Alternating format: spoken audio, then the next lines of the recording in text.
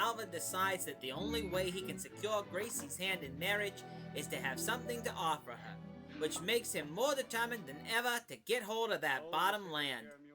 So Alvin makes a deal with a man named Nate Tompkins that he'll give him a whole load of junk plus $70 for the bottom land.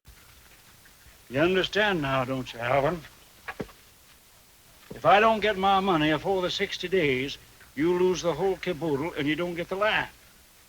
Now, $70 is a lot of money for a fellow like you to get his hands on. It's more than $1 a day. Now then, 60 days is all you got. 60 days and 60 nights. What? Well, the way I figure, if I count the nights too, I got nigh on to 4 months to pay you off. Well, that's one way of figuring it. So, Alvin begins to work both day and night to get the money for the land, on top of all of his regular chores on the farm. One day, he's working out in the field when Pastor Pyle comes along to talk with him about the way he's living his life.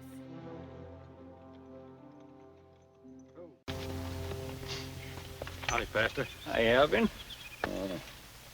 See that rock, Alvin? You've been plowing around that rock a heap of years. Sure have. Did you ever think when you start plowing your furrows crooked, it's mighty hard to get 'em straight again? I never thought on it much. And it's that away, I reckon. With other things besides plowing. Satan's got you by the shirt tail, Alvin. Oh, no. But old Satan, he hangs on tight.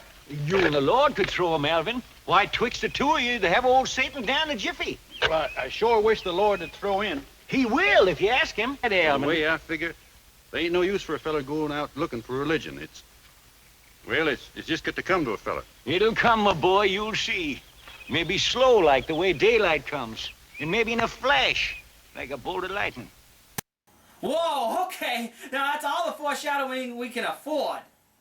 Well, in small communities, word gets around pretty quick. It's like around here. I tell one person that I'm going to a concert and I have an extra ticket, and the next thing you know, I got 43 bajillion people coming to me asking if they can come along. Okay. I tell you, the 3 fastest modes of communication are telephone, television, and tell a woman. Sorry, ladies. So after months of working, Alvin is still a few dollars short, but he can't let the family farm go. So one day he's out there plowing the field, and guess who comes along? Why, Miss Gracie, I was thinking you was to the dance. No, I ain't at the dance.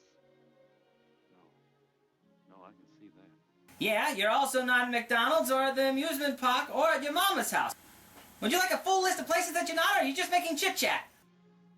Alvin, Yeah? Alvin, I just... Yeah? Alvin...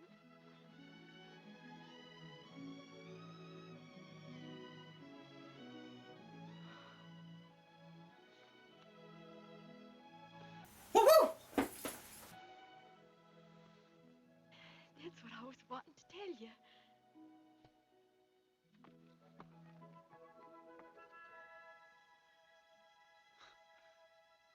Get up, Noah. So, after Gracie lights a fire under his butt, he figures out that the best way to get the last few dollars he needs is to participate in a shooting competition, and then sell the prize, a beef critter, in a raffle. Which, as near as I can figure, a beef critter means a cow. But it's a really nice cow, like quality Angus beef, you know? I won 5 shots, Lamb. You figuring to get that Hull critter? My mind's sort of running that away. Where'd you get them ideas, Alvin? You sure got some shooters in you. They'll get a chance when I put the critter up again. I'm needing cash money, and I'm going to get it. Ain't nobody ever cut 5 centers, less'n it were Daniel Boone. And you ain't wearing no coonskin hat. I ain't needing one. So it is here that we see that Alvin is not only a good shot, he's the best marksman since Robin Hood. He not only wins the prize, but he hits every target dead center.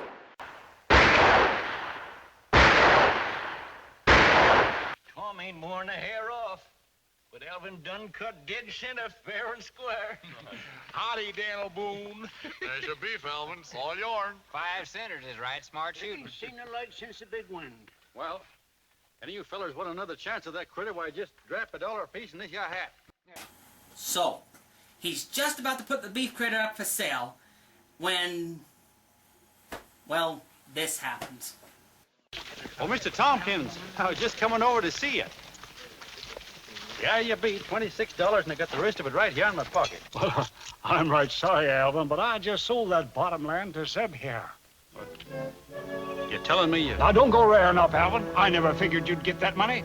Why, you dirty skunk, if I had a rubber hose, I'd beat you within an inch of your life. And I could do it, too. My brother was a cop. Alvin, it don't make no difference. It'd do to me. You tell her. He's trying to make a life for you.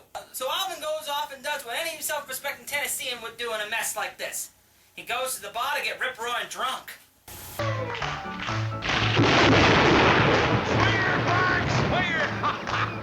I sure do admire big women. She's about the biggest one I ever did see. 3 women in one she is, Alvin. A whole parcel of women. That ain't nothing. You should see my mother-in-law. She makes that lady look like Farrah Fawcett. Why, my mother-in-law is so fat, if she fell on a rainbow, it turns into Skittles. Ah, you heard it before. Look at Buck here, Alvin. He's plumb tuckered out. I sure am. Well, he might be dancing around a whole parcel of women that way. At the bottom, Mother. Sure. That land were mine. Ain't nobody gonna get it away from me. Alvin, you better be staying here. Let go of me. Who we go along with you? What I got to do is my own.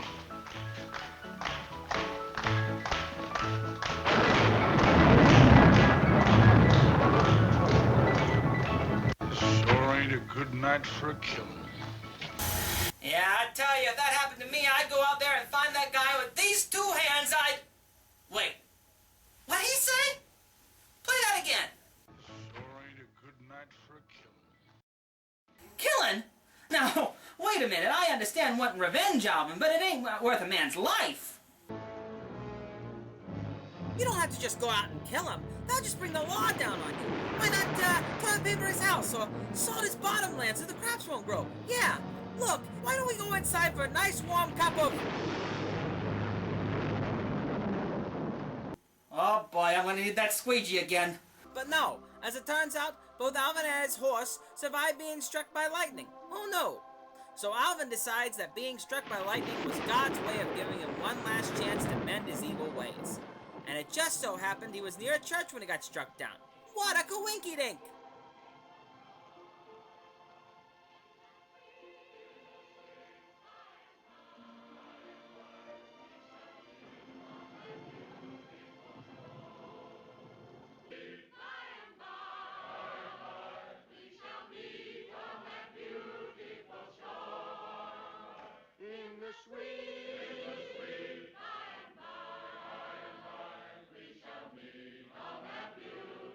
Give me that old time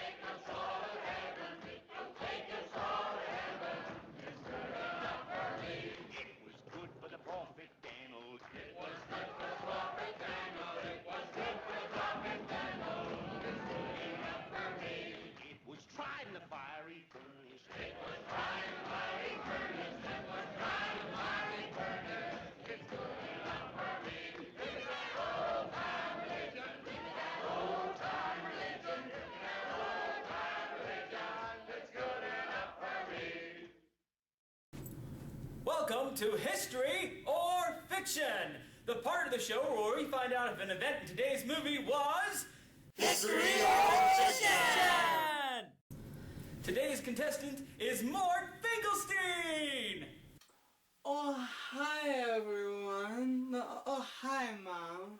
Okay, Mort, here's today's question. In today's movie, Sargent York was struck by a bolt of lightning, which caused him to quit his life of having fun, giving it up for the life of a saint. Is this A, history, true as gospel, B, a big fancy Hollywood lie, or C, somewhere in the middle? That is a hard one, though.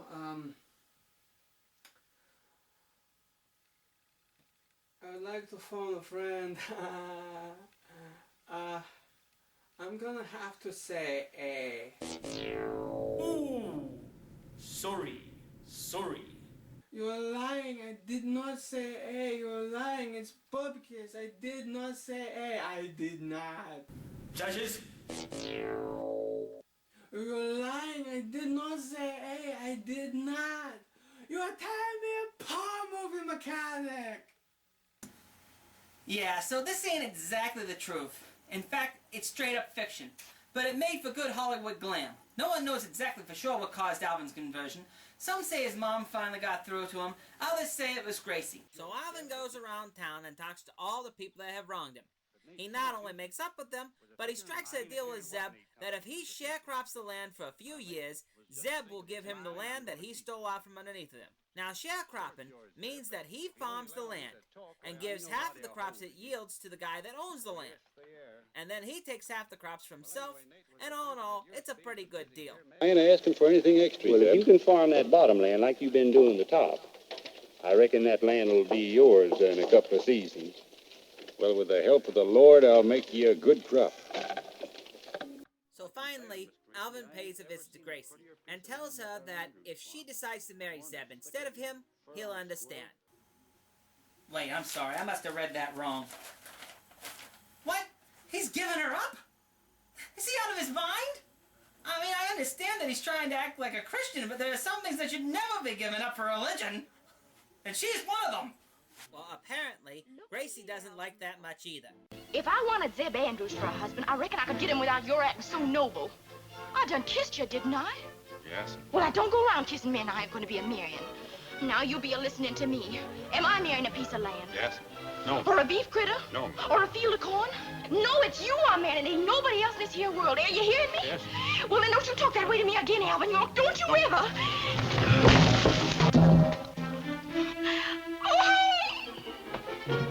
There, you see, Alvin? Even God wants you two together. The Lord sure do move in mysterious ways. So things finally seem to be going right in Alvin's life. He's got religion, he's got the girl, he's got half the crops coming in from the bottom land with an option to get the land in a few years, he's square with his neighbors, and everything seems to be setting up for the happy ending.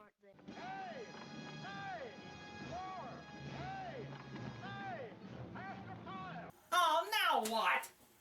What's happened, Luke? It's war. President Wilson done declared war against Germany. Woodrow Wilson. Yep, it's the beginning of World War I in America.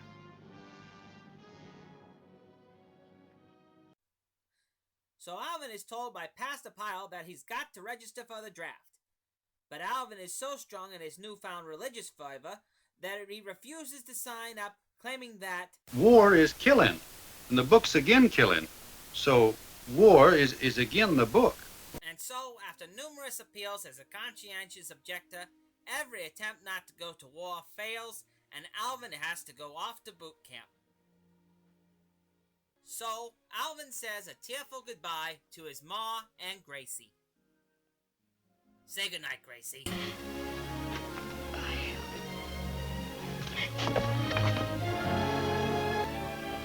I'll be a-coming back. That boy is as dead as dirt. Ma, what are they a-fighting for? I don't rightly know, child. I don't rightly know.